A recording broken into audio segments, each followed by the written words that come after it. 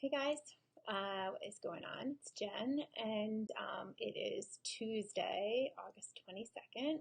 Um, it's been a little over a week since I did a live, and a lot of you were writing to me and emailing and messaging me asking how I'm doing, because I know my last post I put up wasn't really the most positive one, that I was struggling a little bit emotionally with everything. So it was a tough week last week, and it's still a little tough, but I wanted to come live and talk to you guys. Um, this is a tough one for me today.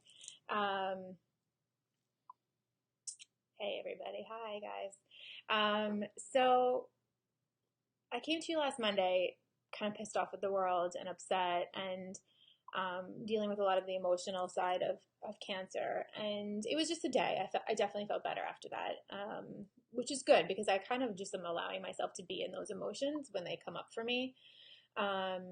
So that's been very helpful. On Tuesday, I had my first fill of my expanders, and I'm not going to get into that today. It's not what I want to talk about, but I'm having another one tomorrow. So I will tell you guys about that process after tomorrow. It's actually a pretty painful one. So for a couple of days, I was kind of just off the radar. Hey guys. Hey, what's up, Brad? Everyone's saying hi. Hey guys. Hey, Jessica. All right, so let me tell you a little bit about what I'm coming to you about today. And this is a question that I get a lot of about talking to kids about cancer. And so this is going to be a little bit of a tough one for me to get through. Telling my kids that I had cancer is probably one of the worst things I've ever had to do in my entire life until this weekend. As you guys know, a lot of you know, because a lot of you watch my work lives that I do through photography, and you know that my dog is always very frisky and getting in the Facebook lives and barking and being a troublemaker as usual. On Sunday night, my dog out of nowhere just collapsed, and we had to put him down yesterday. And it turned out that he has cancer. And so I guess first I just want to give a big fuck you to cancer because at moments it just feels like it's stealing everything from me, even though I know it's not. I'm prepared the tissues this time. But telling my kids, like waking them up. So this happened overnight on Sunday. My kids were already sleeping. My husband took the dog to the emergency room, and we pretty much knew it wasn't good. We were just trying to get him through the night so that my kids could see him yesterday. And I guess waking my kids up and telling my kids that the dog wasn't going to make it through the day and we had to go say goodbye to him was really hard. And the difference between telling them that the dog wasn't going to make it and telling them I have cancer, because it kind of seems like telling them their mom has cancer is a little more serious, but I was able to say to them, okay, I'm going to be okay. I'm going to be okay. And I wasn't able to tell them that the dog was going to be okay. And it's really hard. My kids are 12 and 8, and I feel very resentful that this whole experience between me and the dog and everything else is stealing some of their innocence from them. But in the same way, this is life. Life involves death and sickness and happiness and good and bad. And so in a way, I think the way I handle it with them and the way my husband handles it with them will set them up for success in life and with their emotions. And so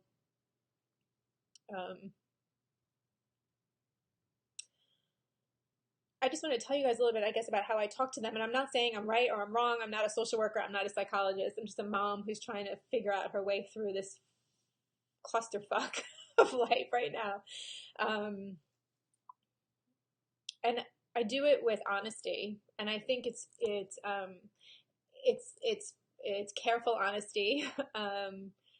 You know, my daughter is asking me, especially my daughter is asking me a lot of questions. How do you know the cancer is not going to come back? How do you know that it's only in your breast? How do you know, you know, she's asking me very valid questions. Is it genetic? Am I going to get it also?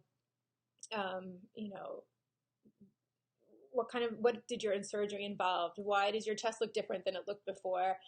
What are they doing when you go to the doctor? on Wednesday, there's a lot of questions that they ask, and I answer them with the most honesty that I possibly can without scaring them. And so my answers to her, like when she asks me, how do you know it's not coming back? I tell her I don't know that it's not coming back, but I promise her that I'm going to do every single thing that I can do in my power to make sure that it doesn't. And that's the truth. And I don't think it's fair to say to them, well, it's never going to come back, and mommy's going to be totally fine the rest of my life, and I'm going to live till I'm 95, because I don't know if that's the truth. And the truth is, none of us do. And in a way, and I don't want to sound like a downer, but in a way, we're all dying, right? You start dying the minute you're born. So whenever I have those thoughts of fear of that, I try to remember I'm not the only one. And I can live to 93, and I might not. I don't know. I just don't know. But I'm honest with her, because I think that kids can handle the honesty as long as it's presented to them in a non-scary fashion. And I think that it's important to be honest with them. And I tried to actually. My daughter knew that. The dog had a tumor, and so she said, well, is it then cancer? Because also my daughter's reading a book for school, and the main character's mother dies of cancer, which was a very difficult thing, because we had to have that conversation, and that involved a few days of crying on her behalf, so we had to sort of have that conversation. But somebody said to me, if you're not honest with your kids, their imagination is going to run wild, and whatever it is that they're imagining is way worse than what you're going to tell them, and be honest with them. So when they asked me yesterday, is the dog going to be okay? And I said to them, I told you I'm always going to be honest with you, and the dog is not going to be okay. He's not going to live through this, but he will go to a beautiful place, and he will go peacefully, and we will make sure that he will not be in any pain. It was the truth, and I think that it helped them process it better. So I just, I realize that I have cancer, but there's a lot of people out there that have difficulty talking to their children about a lot of things, not just cancer. Maybe it's divorce, maybe it's, other sicknesses, or I don't know, a lot of other things that are difficult to talk to kids about. And I just really want to emphasize to you guys that our kids are resilient, and that they can handle the truth presented in a non-scary fashion, I guess, is really what I'm trying to aim for. So all of you out there that ask me how I'm talking to my children and how I'm handling my kids, I'm just doing the best I can. Like I said, I'm not a social worker or a psychologist. I'm just trying to help them navigate through something that must be really scary for them, because there's the one thing that cancer does take away is your sense of control. And my kids really like that sense of control in many ways. And not having it is really tough.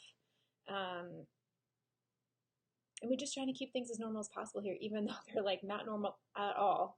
I did read this morning that the eclipse is believed to bring sort of a cleansing and a fresh new start, and a change of energy. And I'm just really hoping for that right now. I could really use that. And this is strange for me, because I'm not a down person, and I'm very much a believer in positive energy and positive thinking, and positive things will come your way. So this sort of like, as I feel a little bit like an attack on my life, and the normalcy that I know is happening, I have to still remember that there's good things ahead. And I hope that they come soon. And hopefully the eclipse yesterday will bring, just a cleansing of energy. And tomorrow I have an appointment for a fill, which, like I said, I will tell you guys about in the next live. And Friday I meet with the radiation oncologist to see if I need radiation. So there's a lot of big things still happening in my life, and still a lot of room for good news. And I'm hoping that these doctor's appointments bring good news.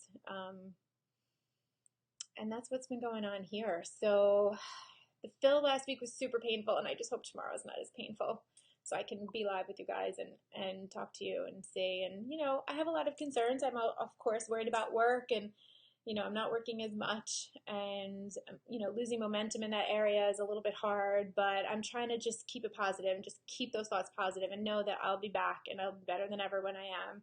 And even though I don't know when that is just yet, I can surrender to the universe a little bit and see what's in store for me, and just hope it's really good things. So I just want to thank you guys again for your continued support.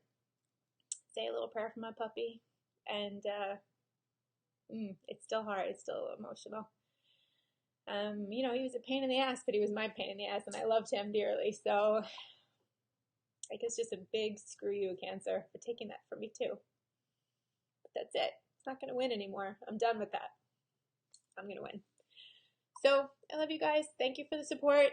And hopefully with good news, I will see you next time. Fingers crossed. Have a good day, everybody.